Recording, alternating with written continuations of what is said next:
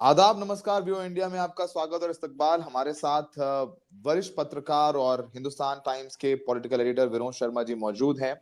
हम सब जानते हैं कि डॉक्टर मनमोहन सिंह हमारे बीच नहीं रहे, 2 बार भारत के प्रधानमंत्री रहे।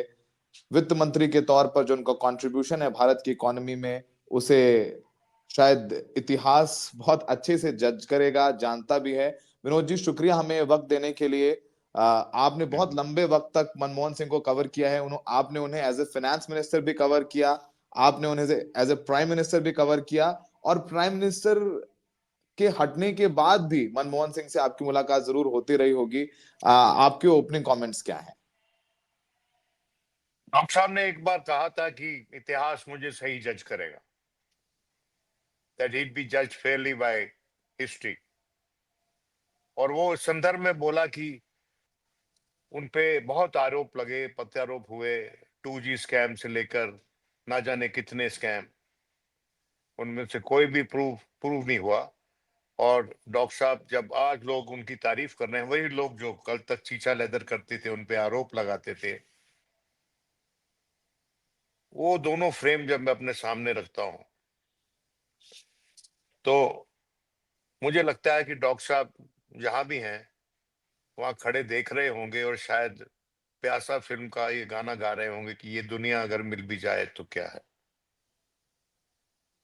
जब तक दुनिया वो अगर आदमी जिंदा था तब तक उसका सही अवमूल्यन नहीं किया, मूल्यांकन नहीं किया इस देश ने। वो इतनी कठिन परिस्थिति में इस देश का फाइनेंस मिनिस्टर बना। और ये बात सच है कि जो फर्स्ट जनरेशन रिफॉर्म्स उन्होंने इनिशिएट किए, नरसिम्हा राव साहब की कार्यकाल में किए, जवाबदेही उसमें प्रधानमंत्री की तत्कालीन बनती थी। लेकिन एक बात ये भी सच है और ये रिकॉर्डेड बात है कि मनमोहन सिंह जी का रिश्ता जो इस्तीफा था वो था नरसिम्हा राव साहब का, कि अगर हम्म। ये रिफॉर्म्स कामयाब नहीं होते हैं तो मनमोहन सिंह जो हैं वो इस्तीफा दे देंगे, और जो इस्तीफा उनके पास ऑलरेडी था एक्सेप्ट कर लेंगे प्राइम मिनिस्टर। तो लेकिन मनमोहन सिंह अपना इस्तीफा दे आए थे नरसिम्हा राव हाँ, को कि मैं जो नहीं चल एलपीजी पॉलिसीज ला रहा हूँ, हाँ हाँ लिबरलाइजेशन, हाँ प्राइवेटाइजेशन और ग्लोबलाइजेशन नहीं चली तो मैं इस्तीफा दे दूंगा। इस्तीफा दे आए हाँ, थे जाकर के। आप मैं एक्सेप्ट। तो मनमोहन सिंह ने एक बार बोला भी है कि अगर वो नहीं चलता तो एक्सेप्ट हो जाता, मुझे वो इस्तीफा एक्सेप्ट नहीं हुआ, लेकिन अगर रिफॉर्म्स नहीं चलते तो हो जाता। देखिए, बात यह है, doctor Manmohan Singh world bank में रहे, प्लानिंग कमीशन में रहे, आरबीआई के गवर्नर रहे, और हमारे देश के प्रधानमंत्री रहे, और उससे पहले कैम्ब्रिज ऑक्सफोर्ड में पढ़ के आए। खंबे के नीचे बैठ बैठ कर अध्ययन करते थे होशियारपुर में वो। मैं गया हूं उस सड़क पे, वो खंबा मैंने देखा है। और उस आदमी ने कभी ये दावा नहीं किया कि उसका बैकग्राउंड कैसा रहा। उसने ये नहीं कहा कि मैं गरीब परिवार से आता हूं। उसने जो अचीव किया, हासिल किया, वो साबित हो गया उस तस्वीर से, जिस तस्वीर में बराक ओबामा हाथ बांधकर शिष्य की तरह, आज जैसे आचार्य के सामने शिष्य बैठा होता है वैसे खड़े थे। उससे बड़ी तस्वीर की तो कोई जरूरत है नहीं। ये कहा जाता था कि जिस बड़ी समिट में या इंटरनेशनल बायलैटरल मल्टीलैटरल गैदरिंग में डॉक्टर साहब जाते थे तो उनकी बातें तमाम दुनिया के लीडर तन्मयता से सुनते थे और उससे सीखते थे। उसी प्रधानमंत्री को, सौरभ, इस हमारे देश ने उस स्थिति में ला दिया कि उनको कहना पड़ा कि मैं अपेक्षा करता हूं इतिहास मुझे सही जज करेगा।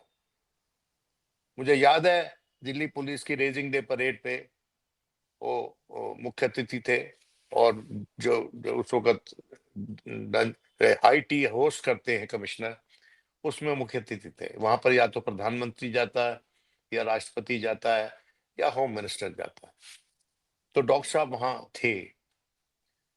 तो मैं डॉक्टर साहब से आमने सामने हुआ तो मैं कहा, डॉक्टर साहब, मैं कोशिश की आपसे मिलने की, लेकिन आप मिले नहीं।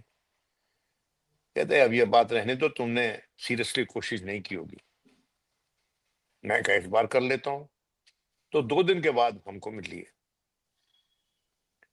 मैं उनसे उनकी पार्लियामेंट में जो दफ्तर है वहां मिला, और जो सोशल मीडिया पे उनका डिकंस्ट्रक्शन हो रहा था, कैरेक्टर असैसिनेशन हो रहा था, उससे बहुत विचलित थे वो। देखिए, जब नई नई सरकार बनी यूपीए 1, तो उस वक्त ये मानना थी कि तब का तात्कालीन विपक्ष जो बीजेपी वाले लोग थे, उन्होंने 3 लोग इंगित किए थे कि ये इस चेन में सबसे कमजोर कड़ी हैं। सोमनाथ चटर्जी, प्रधानमंत्री मनमोहन सिंह और हामिद अंसारी साहब। और इन लोगों पे अगर हम लगातार इनको डिकंस्ट्रक्ट करेंगे तो ये चेन वीकन हो जाएगी और टूट जाएगी। ये पॉलिटिक्स में लेजिटिमेट स्ट्रेटेजी होती है किसी भी विपक्ष की। और डॉक्टर मनमोहन सिंह, सच्चाई ये है कि जब झारखंड के मुख्यमंत्री फरार थे शिबू सोरेन, उस वक्त मुरली मनोहर जोशी जी ने राज्यसभा में एक वक्तव्य दिया, राज्यसभा में खड़े होके कि जिस तरह से the chief minister is a fugitive from the law, उसी तरह से the prime minister is a fugitive from the house, क्योंकि उस वक्त थे नहीं डॉक्टर साहब। आपको याद होगा उस वक्त डॉक्टर साहब को ये भी नहीं प्रिविलेज दी गई कि अपनी काबीना को इंट्रोड्यूस कर सके हाउस को। आज जो उनकी तारीफ कर रहे हैं बुद्धिमत्ता की, उनकी काबिलियत की, उनके उनके इतिहास की, उन सब ने मिलके इस आदमी को जीते जी लगभग खत्म किया। तो इसलिए अगर वो गा रहे हैं आज के दिन की ये दुनिया अगर मिल भी जाए तो क्या है। लेकिन उसके साथ साथ जब मैं ये सुनता हूं कथन उनका, तो मुझे आबिदा परवीन का वो गाना याद आता है, ढूंढोगे हमें मुल्कों मुल्कों, मिलने के नहीं नायाब है। ओ, उस आदमी की यह हालत थी कि जब मुझसे हाथ मिलाया उन्होंने परेड, जब वो रेजिंग डे पर, और उन्होंने कहा एनी एडवाइस, अब I lost my own being. मैंने कहा ये मेरा प्रधानमंत्री का क्या हालत किया है हमारे ही देशवासियों ने, और किस लिए किया है। 2G का जो मसला था सौरभ, वो क्या मसला था? नोशनल लॉस का मसला।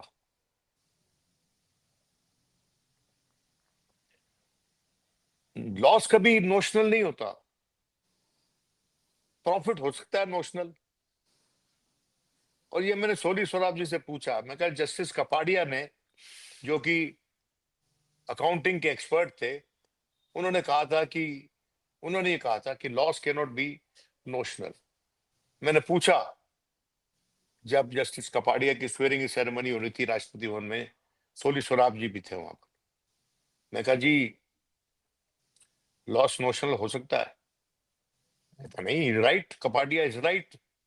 तो मैंने कहा फिर पूरे नोशनल लॉस पे सीएजी की रिपोर्ट ने टांग दिया प्रधानमंत्री को।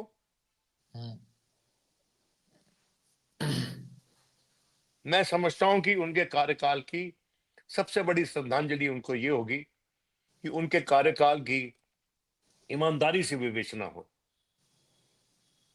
और प्लस और माइनस ईमानदारी से लिस्ट किए जाएं। और अगर ये नहीं होगा तो मैं समझता हूं ये हमारा जो देश है वो दोगलों का देश होगा। उनसे गलतियां हुई हैं, डॉक्टर साहब से गलतियां हुई हैं। डॉक्टर साहब ने बहुत सी काम किए, उन्होंने खुद कहा था कि द कंपल्शन ऑफ कोलिशन की बात की थी उन्होंने। लेकिन जब वो 2G वाला मसला था, उस पे वो राजा साहब को जब उनसे त्याग पत्र लेना चाहते थे, लेकिन राजा साहब जिस पार्टी से आते थे, टेलीकॉम मिनिस्टर थे वो, उस पार्टी के टॉप लीडर करुणानिधि साहब नहीं माने। जिस तरह से प्रभु साहब के बारे में, जो प्रभु साहब को जो देना चाहते थे अटल जी, उसके बारे में शिवसेना नहीं मानी थी, अगर आपको याद हो तो। ये सुरेश कंपल्शंस और सुरेश कोलिशन, प्रभु। हाँ, हम्म, कंपल्शंस और कोलिशन पॉलिटिक्स जो है वो हर किसी पे लागू होता है, और किसी को कुछ किस्मती से फुल मेजोरिटी मिल गई और उसी दंभ पे वो किसी ईमानदार आदमी को जतन दे, यातना दे, ये ठीक नहीं है। वो आदमी कब बोलता था, एज दे थे स्टिल वाटर्स रन डीप। उसने साबित किया आज के दिन, जो तारीफ हो रही है उनकी, क्यों कर रहे हैं आप उनकी तारीफ आज के दिन? इसका मतलब है इससे पहले आप जनता के साथ ईमानदारी से उनके बारे में बात नहीं कर रहे थे। और इसमें बहुत से लोग कांग्रेस के अपने शामिल थे डॉक्टर साहब को वीकन करने के लिए। बिल्कुल। तो कभी कभी लगता है कि डॉक्टर साहब was born in wrong country, जिसने उनको उनके जीते जी उनका सही वैल्यूएशन नहीं किया। लेकिन जैसे आबिदा जी गाती हैं, ढूंढोगे हमें मुल्कों मुल्कों, मिलने के नहीं नायाब हैं। नायाब प्रधानमंत्री था वो।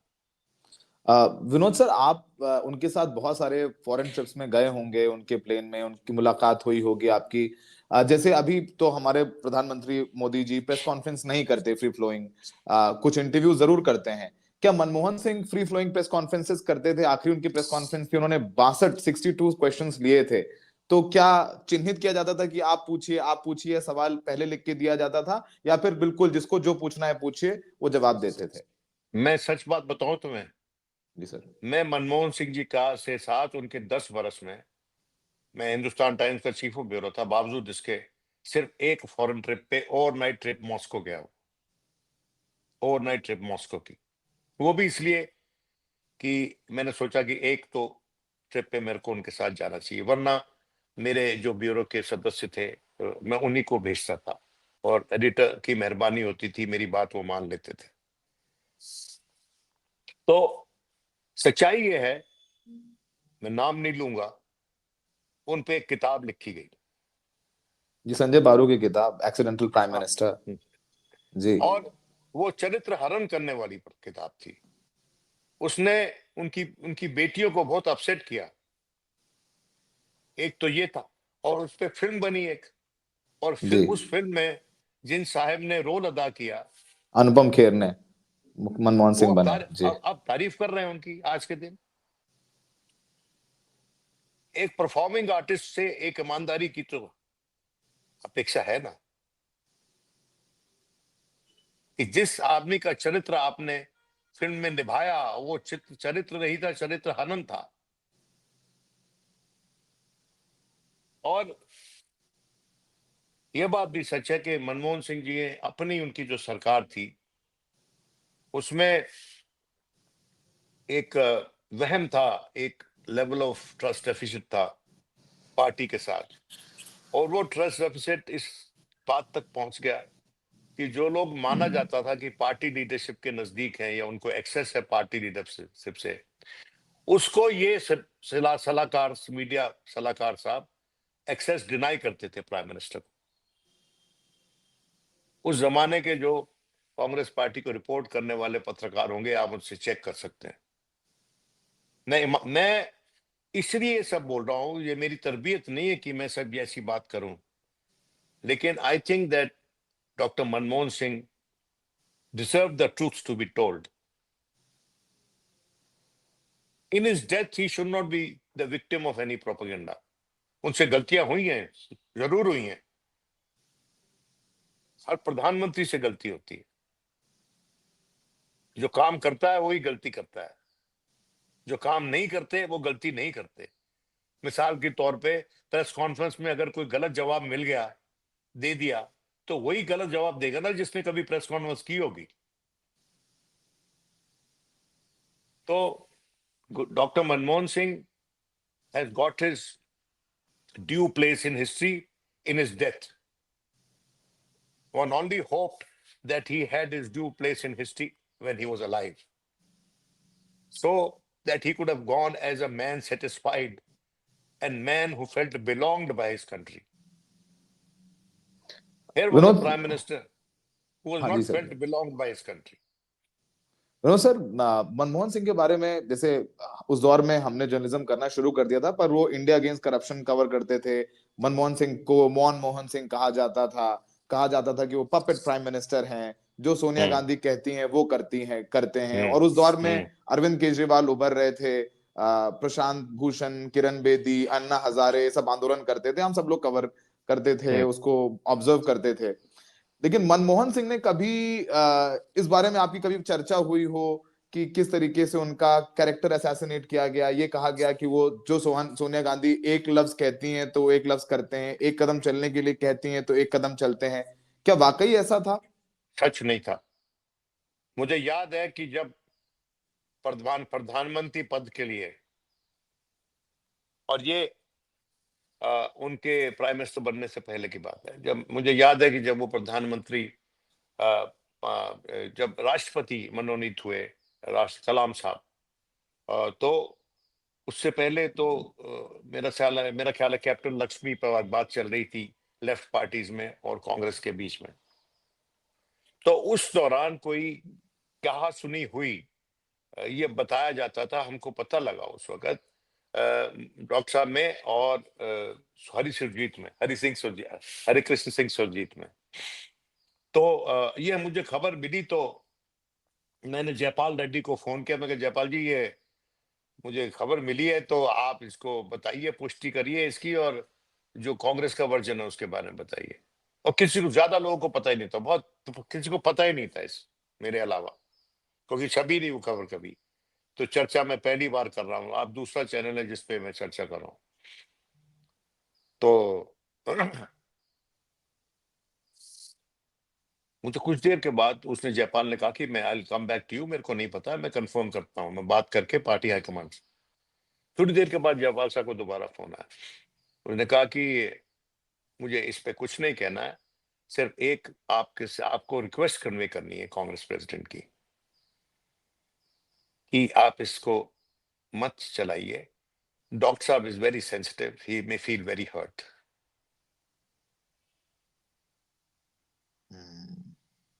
उसी तरह से आपको याद हो कि विपक्ष का डेलीगेशन मिलने गया, और उन्होंने कहा कि हमने उनको वे ज्ञापन दिया, और ज्ञापन जो वो उन्होंने मेज पे फेंक दिया डॉक्टर साहब ने। वो डॉक्टर साहब की तरबियत नहीं थी। That was not the man the prime minister was. कभी ऐसा दुर्व्यवहार नहीं करते थे। लेकिन that is these are the vagaries of being in politics. इसीलिए तो कहते हैं कि it is the sinecure for scoundrels for with all respect for everyone who is a politician। एक कहावत है। तो डॉक्टर साहब के लिए हम अपेक्षा करते हैं कि पूरा देश आज के दिन बोल रहा है, उनको मिस कर रहा है। You realise the virtues of a man when he is not around. ये नियति का नियम है। जिसको आज तमाम उम्र इग्नोर करते हैं, या जिसकी अपेक्षा करते हैं, या जिसके साथ दुर्व्यवहार करते हैं, जब वो नहीं होता तो आपको महसूस होता है कि आप क्या खो दिए।